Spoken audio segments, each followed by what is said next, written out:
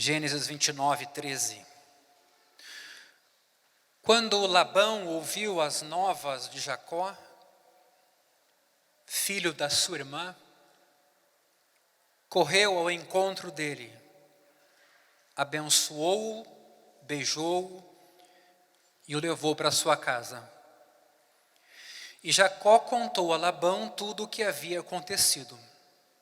Então Labão disse: de fato você é meu osso e minha carne. Jacó ficou na casa de Labão durante 1 mês.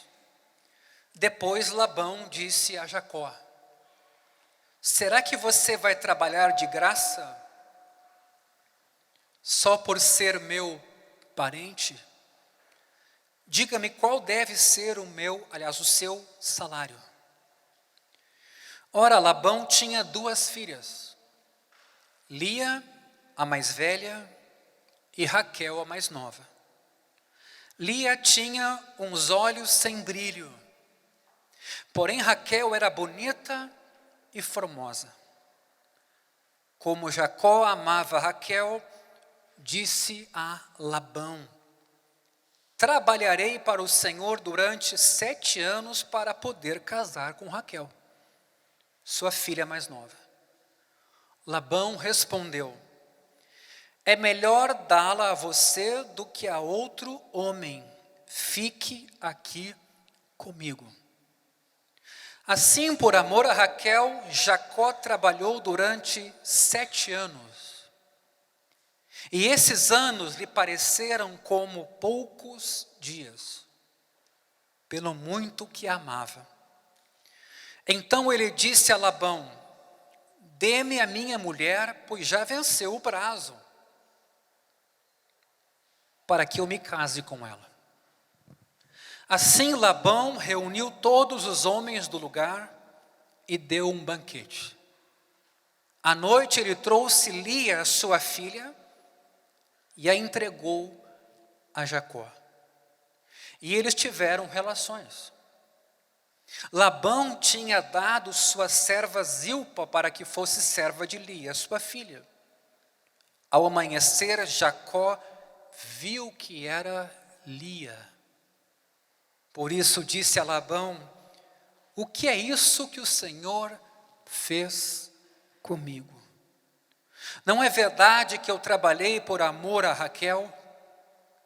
Por que então o Senhor me enganou? Labão respondeu: em nossa terra não se costuma dar em casamento a mais nova antes da primogênita. Complete a semana de festa de casamento da primogênita. Depois daremos a você também a outra, pelo trabalho de mais 7 anos, que você ainda me servirá. Jacó fez o que Labão pediu e completou a semana de festa da primogênita. Depois Labão lhe deu por mulher a sua filha Raquel. Labão tinha dado sua serva Bila para que fosse serva de Raquel, sua filha. E Jacó teve relações também com Raquel. Ele amava Raquel mais do que amava Lia. E continuou trabalhando para Labão durante mais 7 anos. Quando o Senhor viu que Lia era desprezada, fez com que ela fosse fecunda, ao passo que Raquel era estéril. Assim, Lia ficou grávida e deu à luz um filho, a quem deu o nome de Ruben, pois disse: o Senhor viu a minha aflição, por isso agora meu marido vai me amar. Ela ficou grávida outra vez e deu à luz um filho e disse: o Senhor ouviu que eu era desprezada e me deu mais este filho. E deu-lhe o nome de Simeão. Lia ficou grávida ainda outra vez e deu à luz um filho. e disse: agora desta vez o meu marido se unirá mais a mim, porque já lhe dei à luz 3 filhos. Por isso lhe deu o nome de Levi.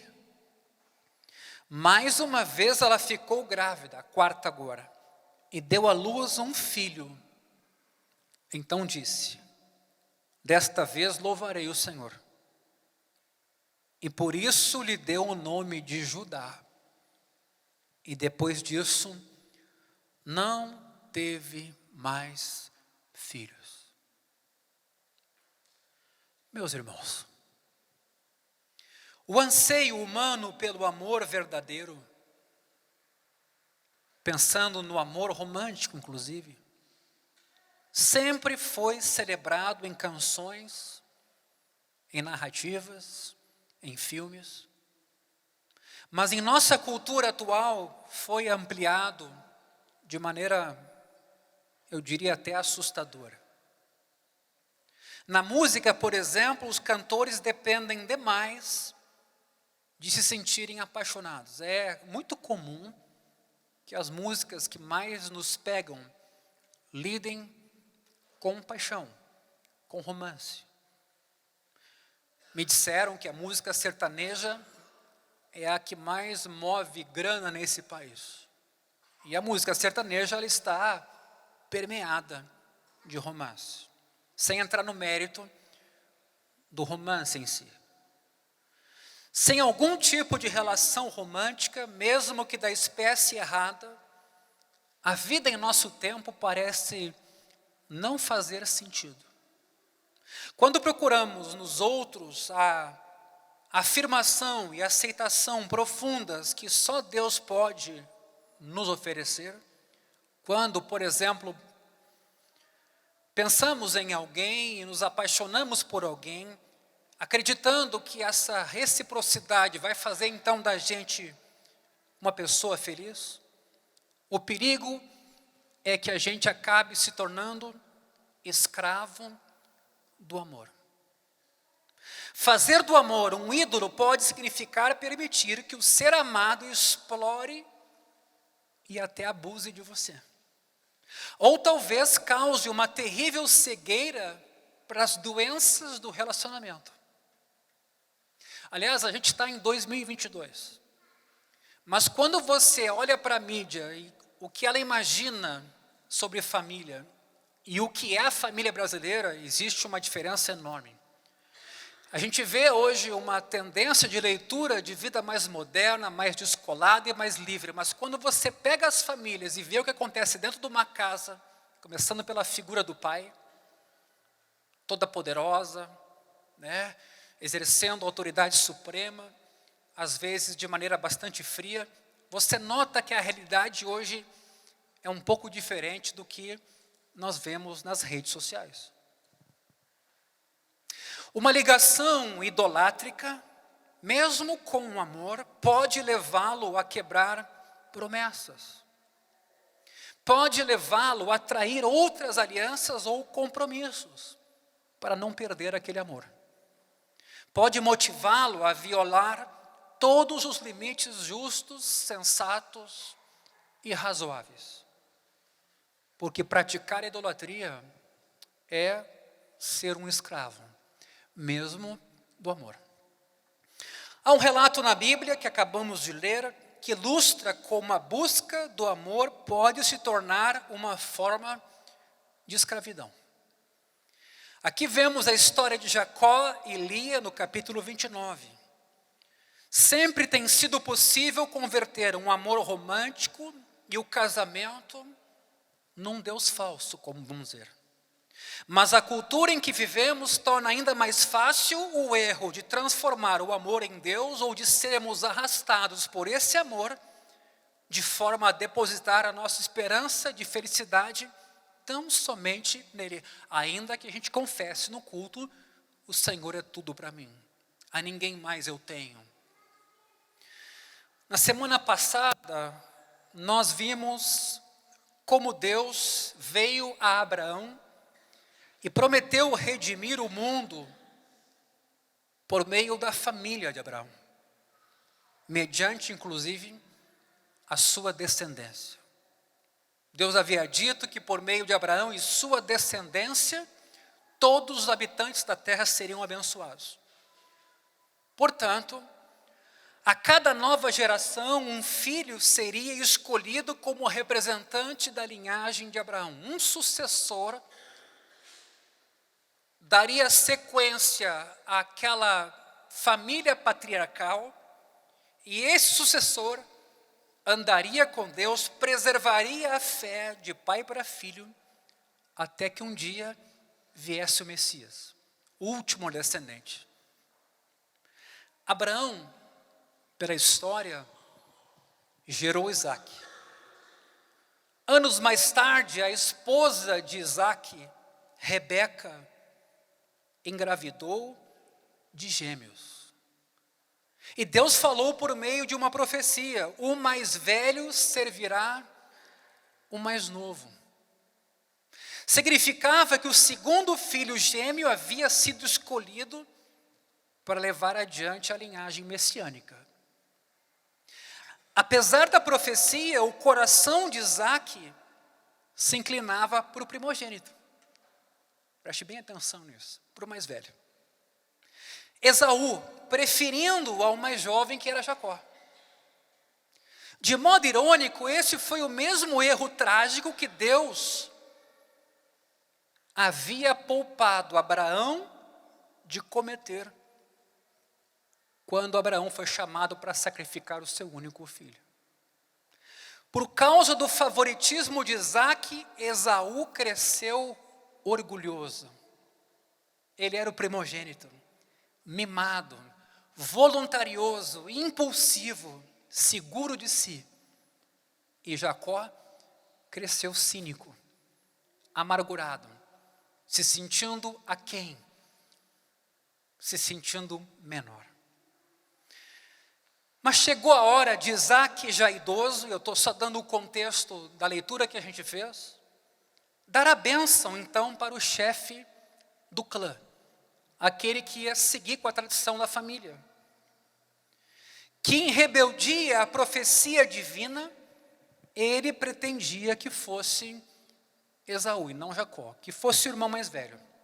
No entanto, Jacó, e vocês vão lembrar disso, se vestiu como o irmão mais velho, se aproximou do pai, o pai já estava quase cego, e este, Jacó, recebe a bênção de Isaque no lugar de Esaú, se fazendo passar por Esaú.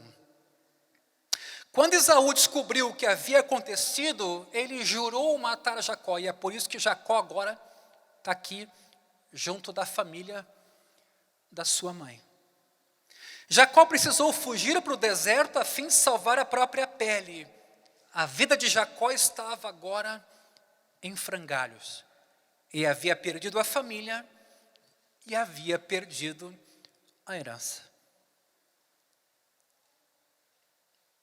Nunca mais veria a mãe e nem mesmo o pai com vida. Jacó se dirigiu então ao lado oposto do crescente fértil, onde muitos parentes da sua mãe e do pai ainda viviam. Pelo menos ali ele imaginava sobreviver. Jacó fugiu para junto da família da mãe, que o acolheu, e o seu tio Labão, e agora chegamos ao nosso texto, o contratou como pastor de alguns dos seus rebanhos. Ao perceber que Jacó tinha habilidade como administrador, lhe ofereceu emprego.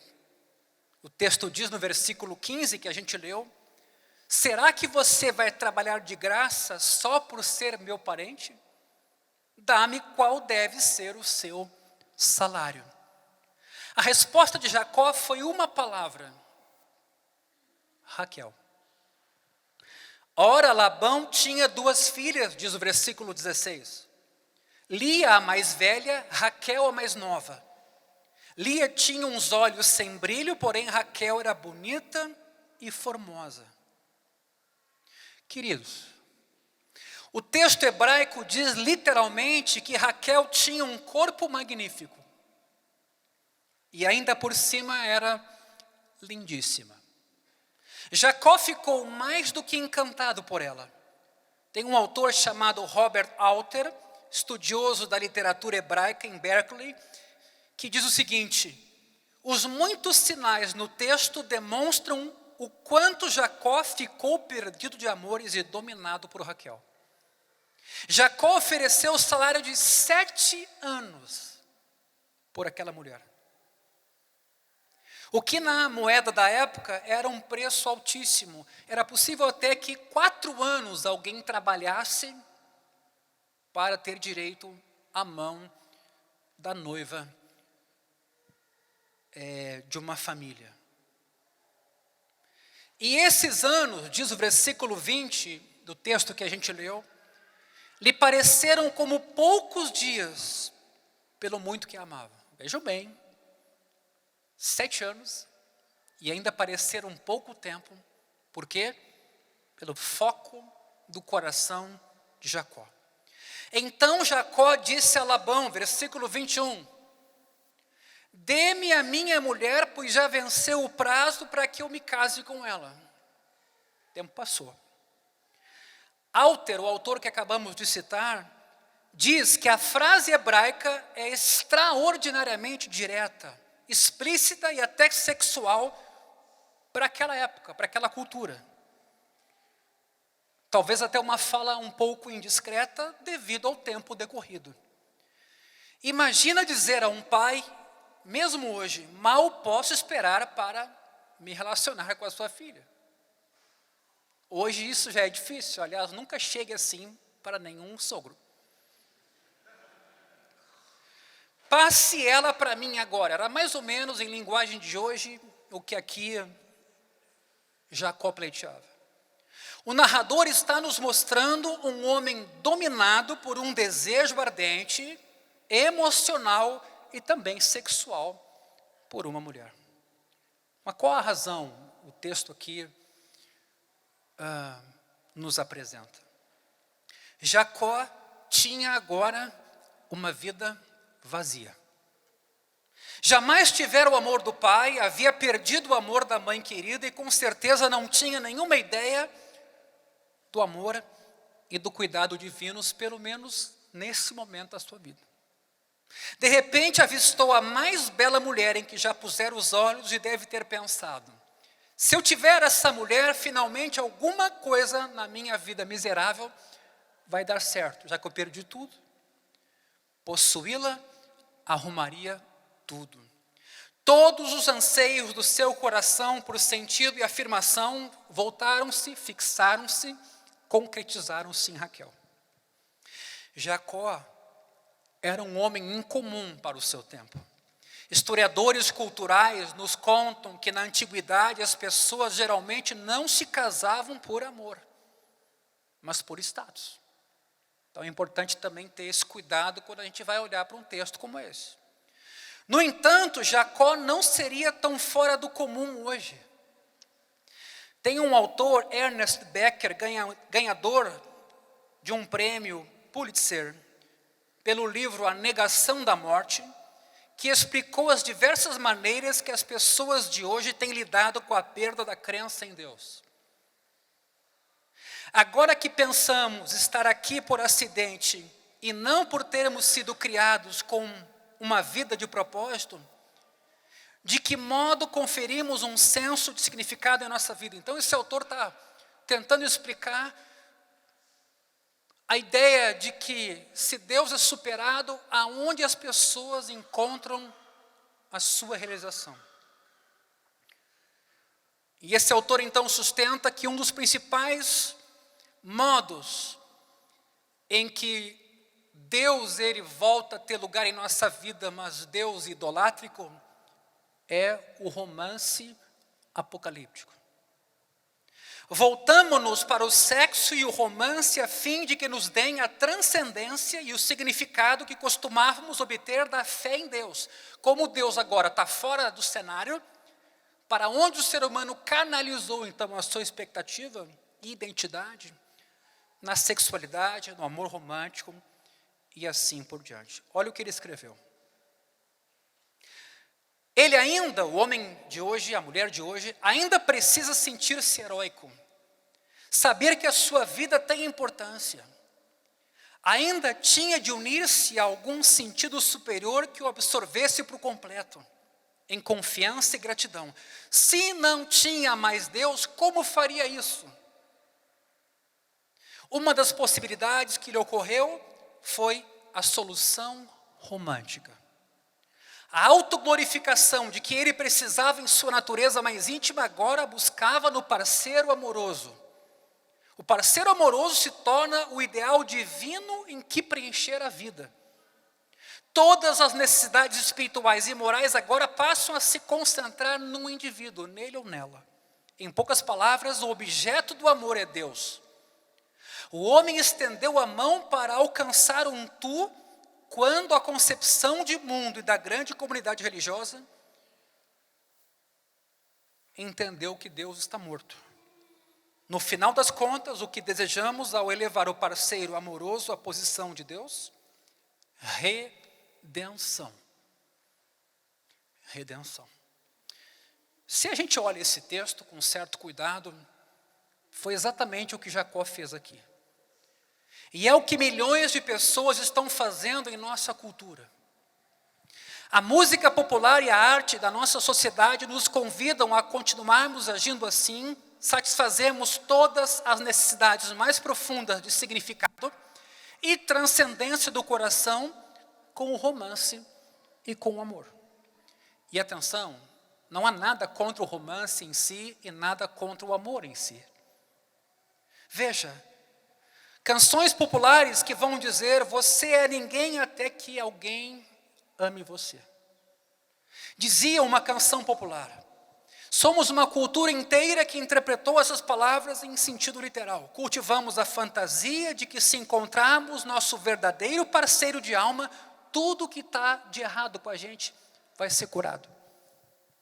Mas quando nossas expectativas e esperanças atingem essa dimensão, o objeto do amor é Deus.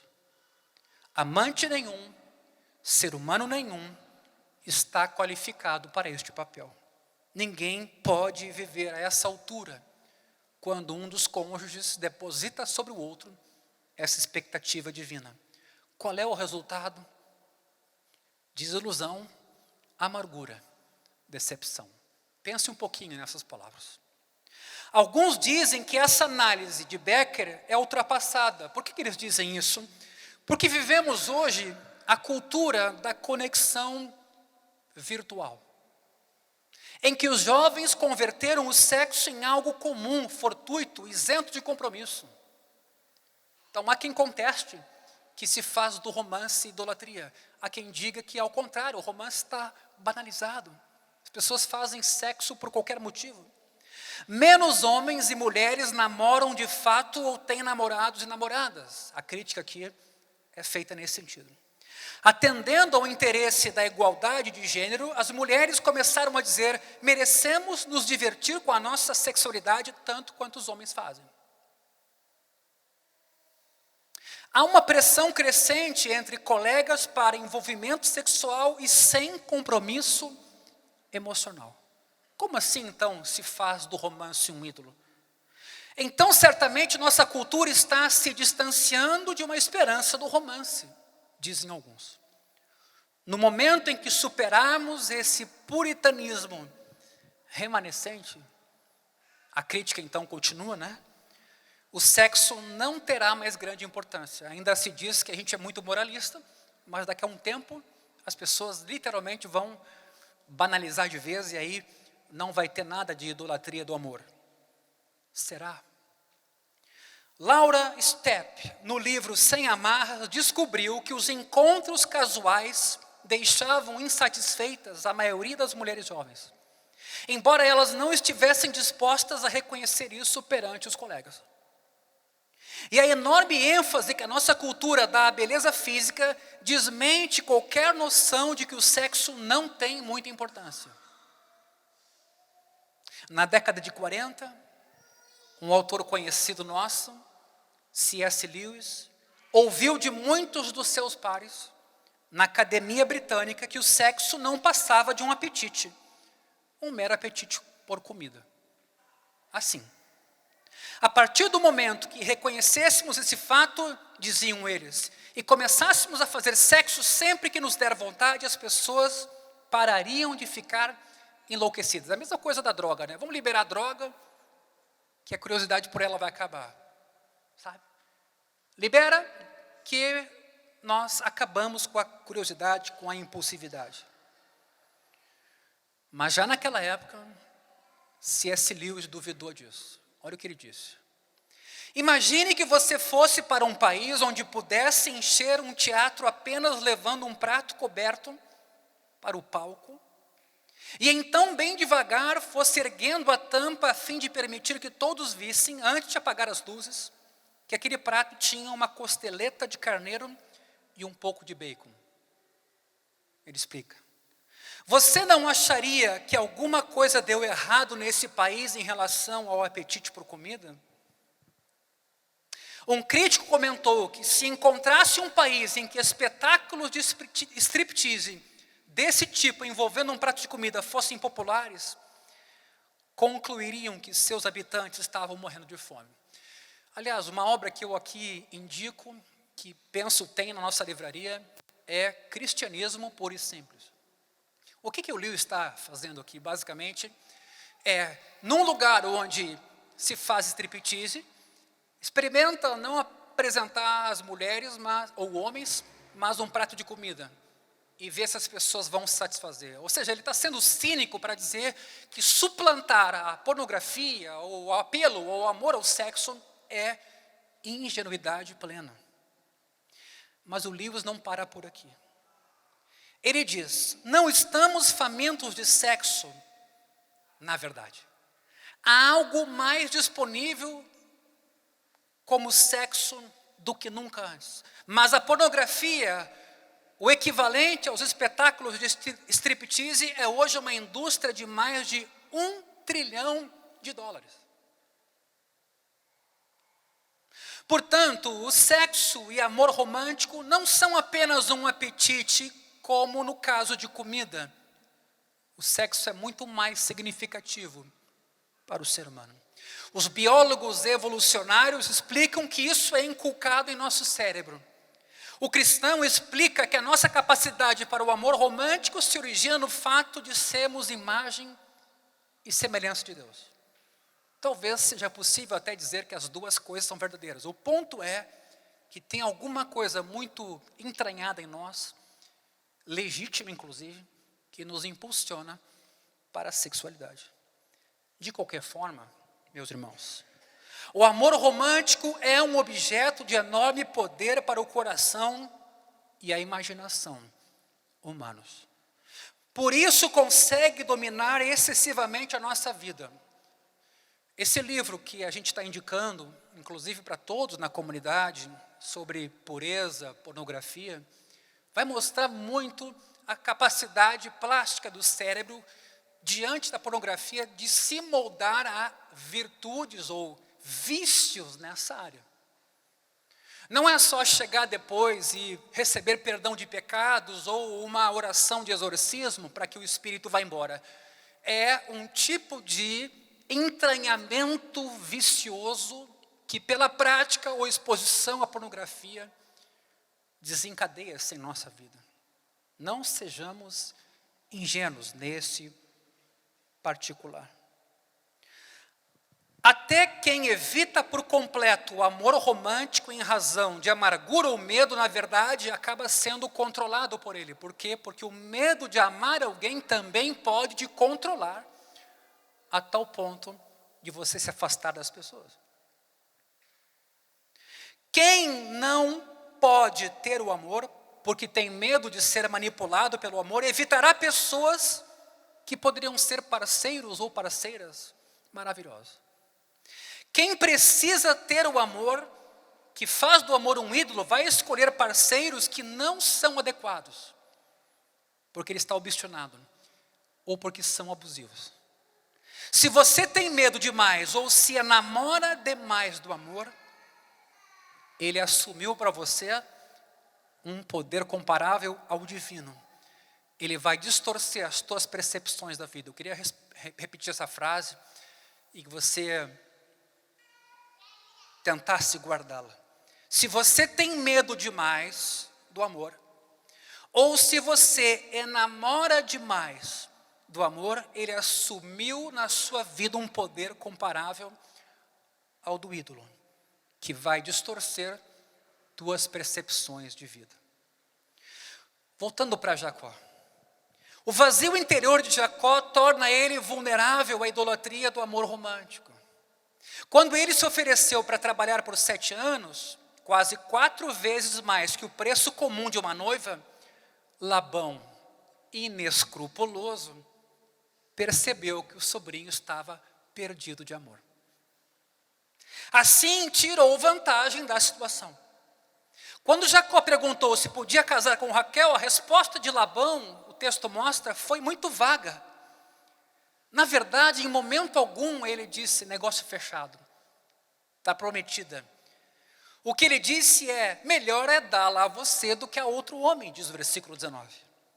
Jacó queria um sim como resposta e foi enganado pela sua obsessão. A resposta não era um sim. Labão apenas havia dito, acho uma boa ideia você casar com Raquel. 7 anos, queridos. 7 anos se passaram e Jacó então procura Labão para cobrar a dívida. Dá-me minha mulher. Como de costume, houve festa inclusive de casamento. No meio da celebração, Labão levou a esposa de Jacó até ele, toda coberta de véus. Já inebriado pelas festividades, Jacó se deita com ela. O versículo 25, porém, nos apresenta a surpresa. Ao amanhecer, Jacó viu que era Lia, a irmã mais velha. À plena luz do dia, Jacó olhou e viu que a mulher com quem consumar o casamento pela relação sexual era Lia, a desinteressante irmã mais velha de Raquel, segundo o texto.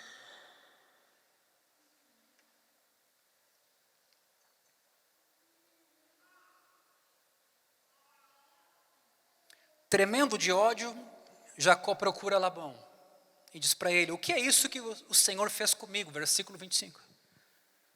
E de modo tranquilo, Labão responde que Jacó, deveria saber o costume naquela terra de que a filha mais velha tinha que se casar antes da mais nova.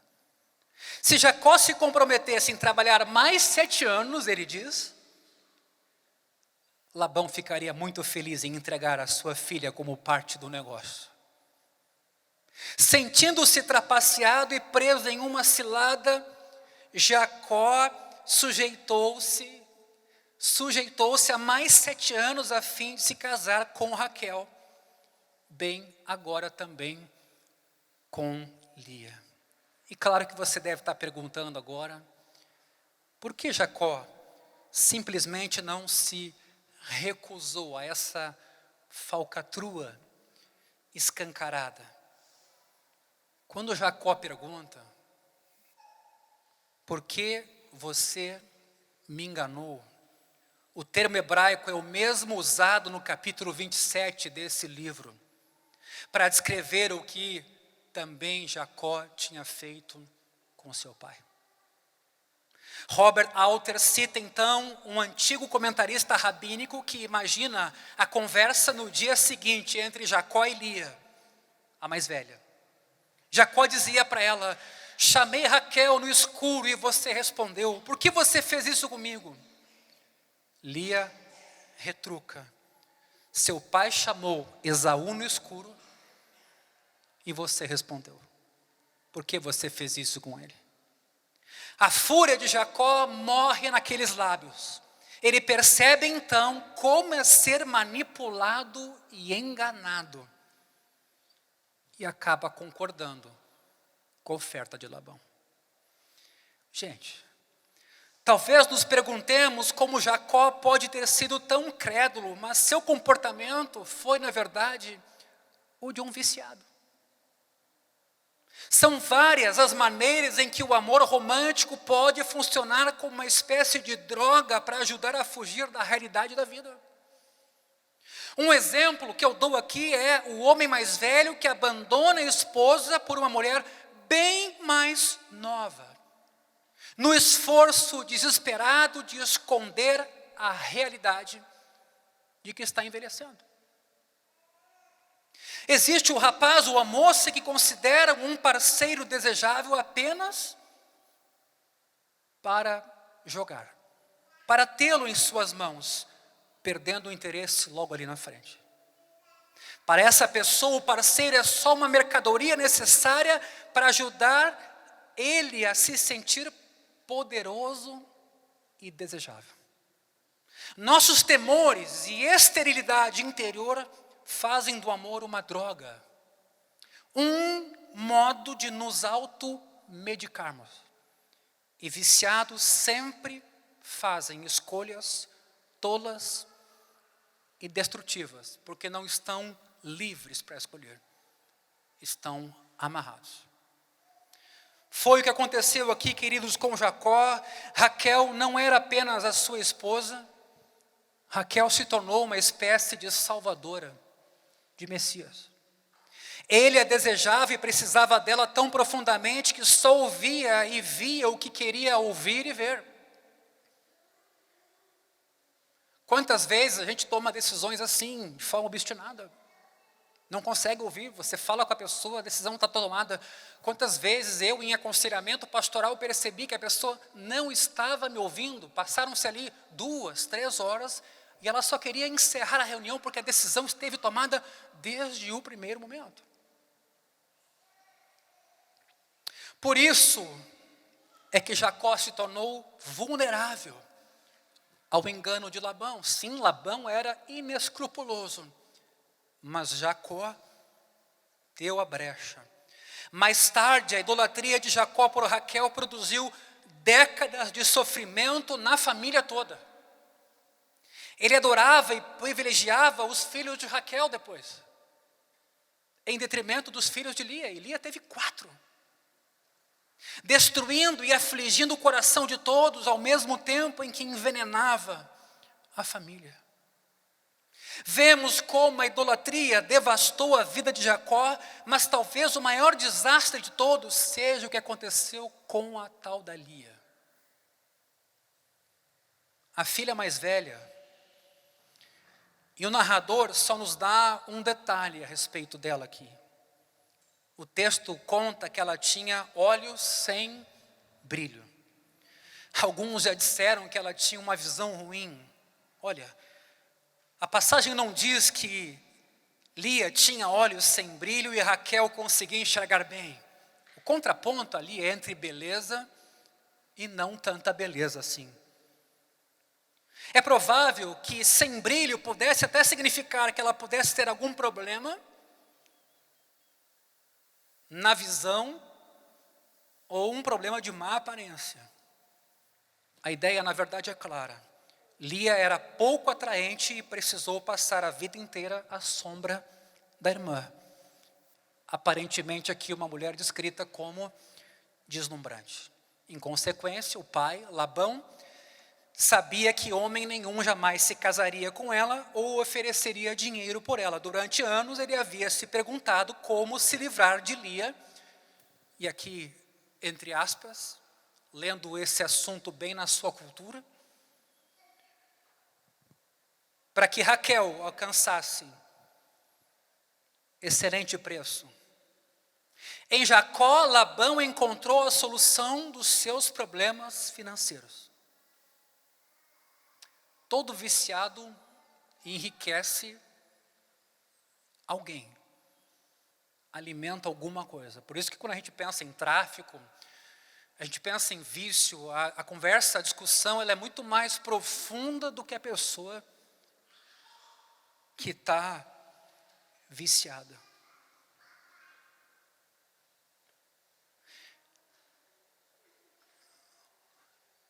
Labão identificou uma oportunidade e tirou proveito dela. Mas veja o que isso significou para Lia. A filha a quem o pai não queria era agora a esposa a quem o marido não amava. O texto no versículo 30 diz que Jacó amava Raquel muito mais do que Lia. Uma vez que a maior parte dos casamentos na época era arranjada, é provável que muitas mulheres se sentissem desprezadas pelo marido. De modo que muitos leitores da antiguidade se identificavam com essa história. Era uma coisa comum.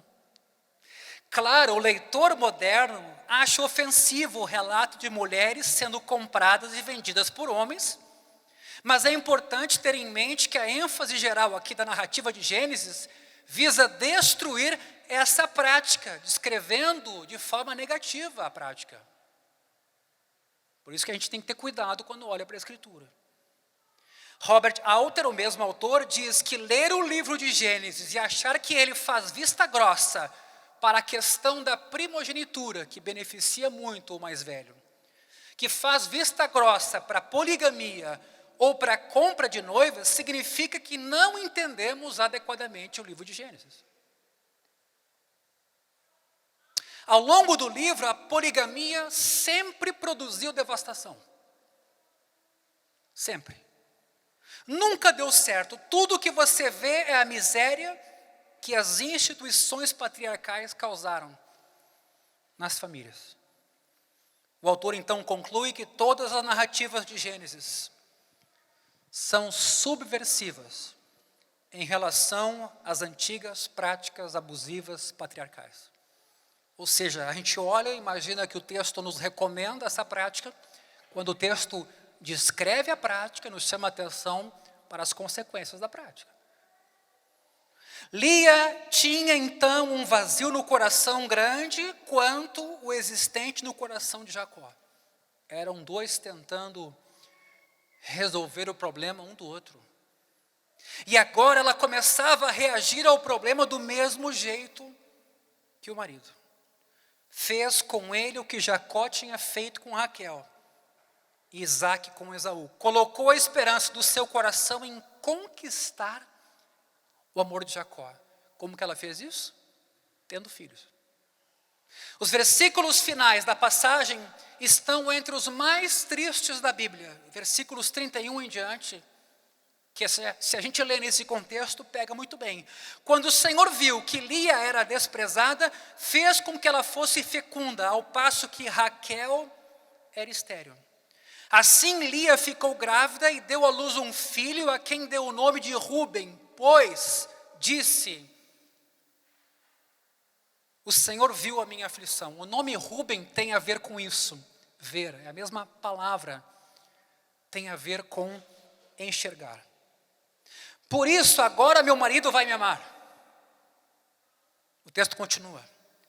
Ela ficou grávida outra vez e deu à luz um filho e disse: o Senhor ouviu que eu era desprezada e me deu mais este filho. E deu-lhe o nome de Simeão. E agora Simeão de novo tem a ver o nome com ouvir. Se antes era ver, o nome primeiro do primeiro filho, agora tem a ver com ouvir. Simeão tem a ver com ouvir. Que eu era desprezada e me deu mais este filho, Simeão. Lia ficou grávida ainda outra vez e deu à luz um filho e disse: agora desta vez o meu marido se unirá mais a mim. Vejam as expectativas dessa mulher. Terceira vez agora, o terceiro filho, e de novo a expectativa de que o filho traria a proximidade de Jacó. Agora o nome dele é Levi. Mas vejam agora a última situação. Mais uma vez, versículo final. Ela ficou grávida e deu à luz um filho. Então disse: desta vez louvarei o Senhor. E por isso lhe deu o nome de Judá. E depois disso não teve mais filhos. O que ela estava fazendo? tentando encontrar a felicidade e uma identidade por meio de valores familiares tradicionais, legítimos, bons. Ter filhos, em especial naquela época, era o melhor meio para isso. Mas não estava funcionando. Lia se sentia mais sozinha ainda, porque a expectativa com cada filho era de proximidade, e ela não acontecendo, gerava solidão. Lia havia apoiado as suas esperanças e sonhos no marido. Se tiver filhos, meu marido vai me amar, e enfim a minha vida vai ser transformada. Em vez disso, cada nascimento empurrou-a para mais dentro de uma solidão. Dia após dia, Lia estava condenada a ver o homem por quem mais desejava nos braços da sua irmã mais nova. Alguém pode perguntar: onde estão os heróis espirituais nessa história aqui? A quem devo imitar? Sempre é a pergunta que fica quando a gente lê um texto como esse, pesado. Qual é a moral da história, pastor? O motivo de nossa confusão, meus irmãos, é que geralmente lemos a Bíblia como uma série de relatos desconexos, onde cada um tem que ter a sua moral, que nos explica como a gente deve viver. O que a gente tem que imitar? Como é que é? Qual é que é a lição que a gente extrai aí? Não é assim que acontece, ao contrário, a Bíblia consiste em uma única história, revelando-nos como a raça humana chegou à condição de vida atual.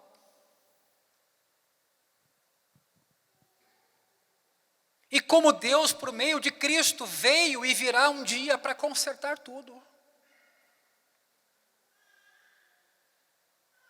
É por isso que é complicada a teologia da prosperidade. Se você elimina da equação os problemas, é fácil pensar de maneira ingênua em prosperidade. Mas visite lugares carentes, visite a África. Visite situações delicadas de curas, de doenças sem cura. A Bíblia não nos oferece um Deus no topo de uma escala moral, dizendo: se você se esforçar muito para reunir toda a força que tiver e viver corretamente, pode ser que você consiga chegar lá. Em vez disso, a Bíblia repetidas vezes nos mostra pessoas fracas, que não merecem a graça de Deus, não a buscam nem lhes dão valor mesmo depois de recebê-las. Essa é a realidade dura. E não aquela que a gente gostaria que fosse. A igreja é isso.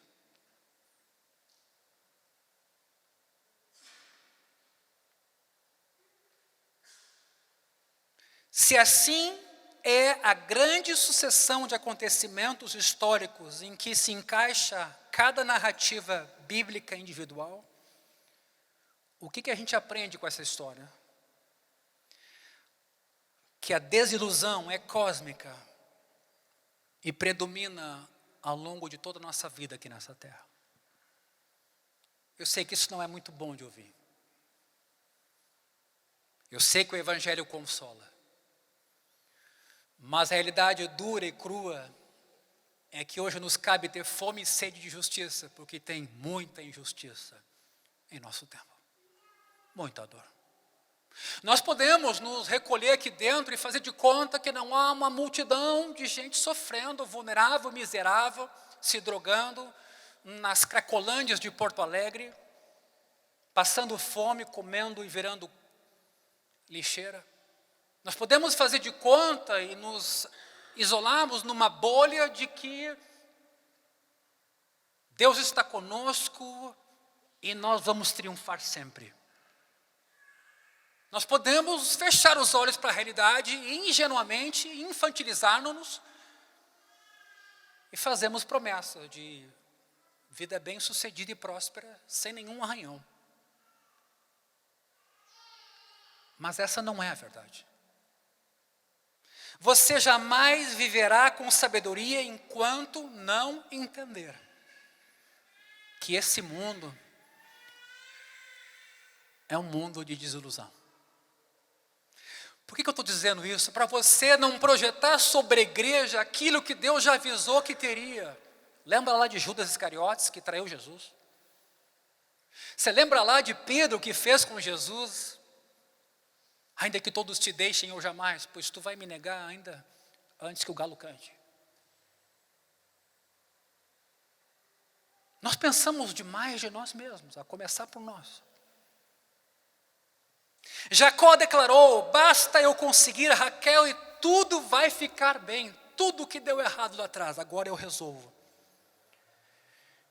E ele vai para a cama com aquela que pensa ser Raquel, mas o texto hebraico diz literalmente, pela manhã, literalmente diz assim: pasmem, era Lia.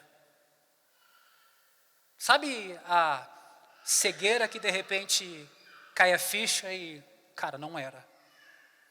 O comentarista Derek Kidner, comentando Gênesis, observou acerca do versículo. O que ele diz? Temos aqui a nossa desilusão em miniatura,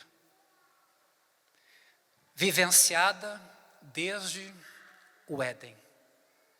Qual o significado, com todo o respeito a essa mulher de quem temos muito a aprender? Significa que não importa em quem ou o que depositemos nossas esperanças. Pela manhã, não me entenda mal, é sempre Lia, nunca Raquel.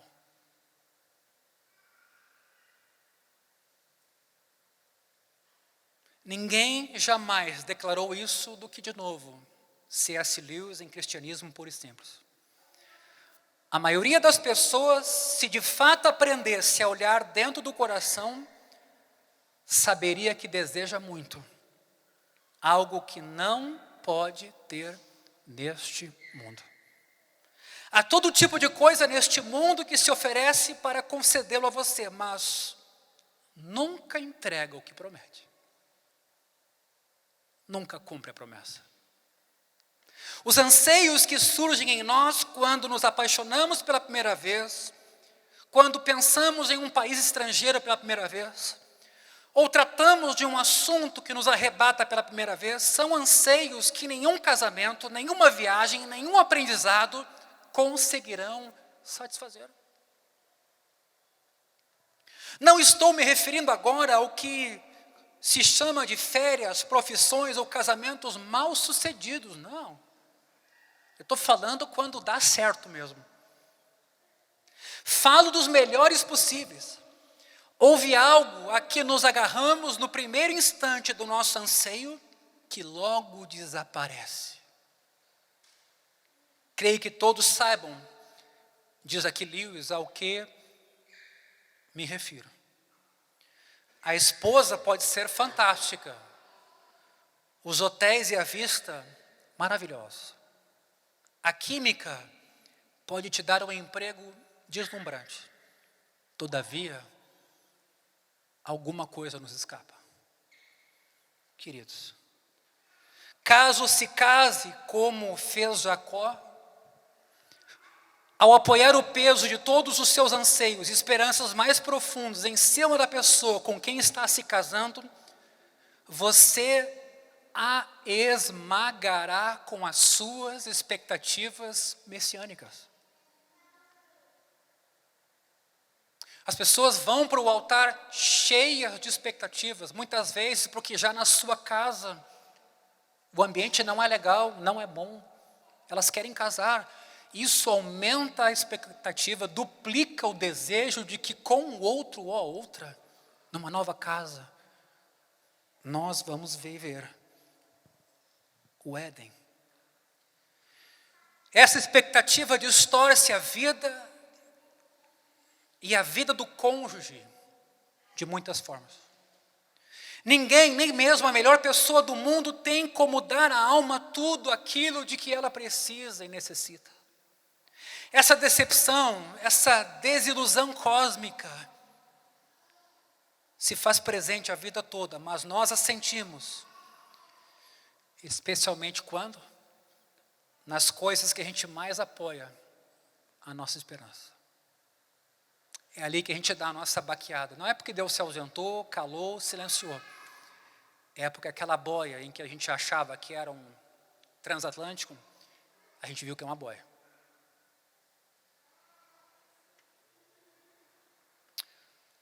Por isso a autora que eu citei há pouco está certa em observar que as mulheres que transformaram em ídolo o romance e o grande casamento com o príncipe encantado acabaram escravizadas aos próprios desejos. Elas aconselham a abandonarem a idolatria amorosa típica e adotarem a versão masculina, mas como vimos, todas as idolatrias escravizam. As masculinas viciam os homens em serem independentes, pensam eles, de modo que possam namorar à vontade, sem compromisso. As idolatrias amorosas femininas tornam as mulheres viciadas e dependentes, vulneráveis e fáceis de manipular. Qual, então, é a alternativa? Nessa história triste, queridos, Lia é a única que passa por algum progresso espiritual, embora isso acontece lá no fim. Observe-se que primeiro Deus faz algo a ela. Uma das coisas que os estudiosos de hebraico notam é que em todas as declarações, Lia apela para o Senhor. Ou seja, ela o chama pelo nome de Yahweh. Não é Elohim, como era comum para qualquer Deus, mas é Yahweh, o nome que Deus apresentou para Moisés, ou o nome como Deus se apresentou para Moisés. Veja o texto, versículo 32. O Senhor, Yahweh, viu a minha aflição. Mas como ela conhecia Yahweh? Porque ela é de uma outra família. Pelo menos não é da família de onde Jacó até então estava. Todas as culturas daquela época tinham alguma ideia geral para Deus ou para deuses, mas Yahweh era o nome que Deus havia usado para se apresentar a Moisés. Ele havia prometido a Abraão abençoar a terra por meio da sua descendência. O único jeito de Lia saber sobre Yahweh, o nome de Deus, era se Jacó lhe tivesse contado alguma coisa. Falado da promessa que o seu avô tinha recebido. Portanto, apesar dos seus conflitos e confusão, ainda assim ela buscava um Deus pessoal de graça. Após anos dando à luz filhos, enfim houve um avanço. Quando ela deu à luz seu filho quarto, Judá, Lia disse, desta vez, louvarei o Senhor. Versículo 35. Havia um tom de desafio nessa afirmação. Ela era diferente das que Lia havia feito antes. Não há menção nenhuma a filho e nem a marido. Note. Parece que finalmente ela tinha removido as esperanças mais profundas do coração sobre o marido e os filhos e canalizado elas para o Senhor. Jacó e Labão tinham-lhe roubado a vida. Mas quando Lia entrega o seu coração para o Senhor, acaba recebendo uma vida de volta. Não deveríamos olhar apenas para o que Deus fez na vida de Lia. Temos de olhar também para o que Deus fez por ela. Talvez ela tivesse uma ideia de que havia algo especial naquela criança. Talvez uma intuição de que Deus havia feito algo em seu benefício. E foi isso mesmo. Com certeza, o autor de Gênesis sabia. A criança, queridos, em questão era Judá. E no capítulo 49 de Gênesis, a gente é informado de que por meio de Judá viria e veio e voltará a nós o Messias de Deus. Deus havia vindo ao encontro da menina que ninguém queria, a mal amada, e a tornado mãe ancestral de Jesus. A salvação veio ao mundo não pela bela Raquel, mas pela desprezada, pela mal amada Lia. A pergunta que fica: Deus gosta de tomar partido dos desfavorecidos? Eu acho que melhor do que isso, é que esse presente maravilhoso concedido a Lia foi além. O texto diz que ao ver que ela não era amada, o Senhor a amou. É como se ele dissesse assim: sou eu o noivo verdadeiro. Sou o marido das destituídas de marido. Sou o pai das destituídas de pai. Este é o Deus que salva por graça. Os deuses das religiões moralistas favorecem os bem-sucedidos e aqueles que se destacam e superam as expectativas. Aqueles que sobem a escada moral até o céu. Já o Deus da Bíblia é aquele que desce a este mundo para efetuar salvação e conceder graça para aqueles que jamais poderiam alcançar. Ele ama o indesejado, o fraco, o mal amado. Ele não é apenas um rei e nós súditos. Não é apenas pastor e nós ovelhas. É marido e nós esposa. Sente-se encantado conosco, incluindo aqueles dentre nós que ninguém nota, ninguém percebe. Aqui está para nós um poder para vencermos nossas idolatrias. Muita gente no mundo não encontrou um parceiro romântico e talvez precisa ouvir o Senhor mesmo dizer: sou o noivo verdadeiro. Só existe um par de braços que lhe dará todo o desejo do seu coração e vai continuar de braços abertos, esperando no fim dos tempos. Basta você se voltar para mim e saber que eu amo. Todavia, não é somente quem não tem um cônjuge que precisa enxergar em Deus o cônjuge perfeito, mas também, em especial, quem tem. Essas pessoas, nós precisam disso a fim de salvar o seu casamento do peso esmagador das expectativas divinas que projetamos ou que são projetadas sobre nós. Se você se casar com alguém esperando que ele seja um Deus, é inevitável que esse alguém te decepcione. E você vai ouvir isso no casamento. Não que você deva tentar amar menos o cônjuge. Não é esse o caminho proposto. A proposta é: conheça e ame mais aquele que te ama. Quando Jesus veio à terra, quando Deus onipotente veio a esse mundo, Ele mesmo era filho de Lia. Tornou-se homem que ninguém queria. Nasceu numa manjedoura. Não tinha beleza que o fizesse ser desejado. Veio para os seus não o receberam. No fim, todos o abandonaram. Até o próprio pai, para quem clamou: por que me desamparaste? Por que ele se tornou o filho de Lia? Por que se tornou o homem que ninguém desejava? Por você e por mim, tomou sobre si nossos pecados e morreu em nosso lugar. Se nos comovemos com a visão do amor dele por nós, nosso coração vai se dar conta dos falsos salvadores, das falsas promessas, dos falsos ídolos e falsos messias. E aqui um pequeno parêntese, né? Estamos num momento eleitoral importante em nosso país. A gente precisa olhar as coisas com uma certa razoabilidade e equilíbrio. Eu não vou dizer aqui de púlpito em quem eu vou votar, porque esse não é o ponto. Tem muito mais coisa importante envolvida na vida humana do que uma eleição de 4 anos.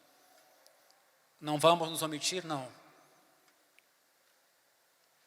Mas preste atenção nos jingles de campanha, que muitas vezes a gente mesmo, sem se dar conta, ouve. Daqui a pouco está lá limpando a casa e canta.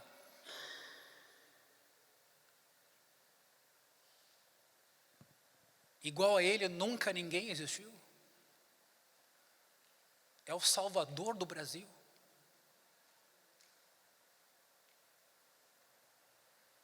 A gente tem que pensar quando faz uma confissão de fé desse tipo.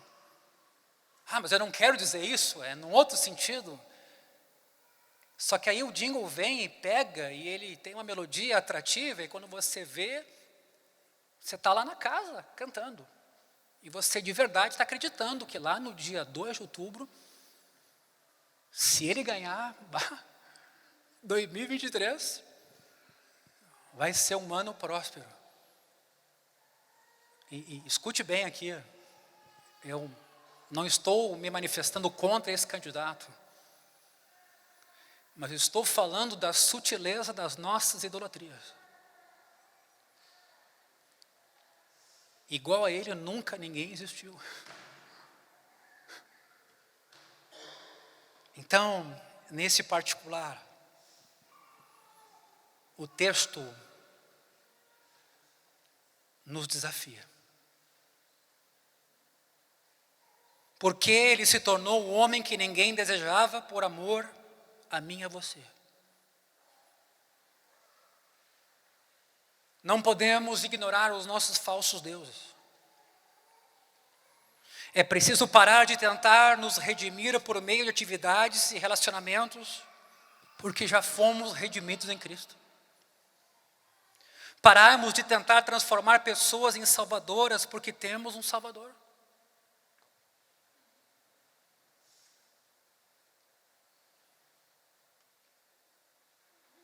E eu finalizo com o que Paulo escreveu aos Colossenses, capítulo 3, versículos 3 e 4. A vida de vocês está oculta, juntamente com Cristo, em Deus. Quando Cristo, que é a vida de vocês, se manifestar, então vocês também serão manifestados com Ele em glória. Nada, a não ser o Cristo, pode ser nossa vida ou nossa identidade. O que importa não é o que pensam sobre nós. O que importa é o que Cristo fez por nós. O quanto nos ama e quanto somos nova criatura nele e somente nele.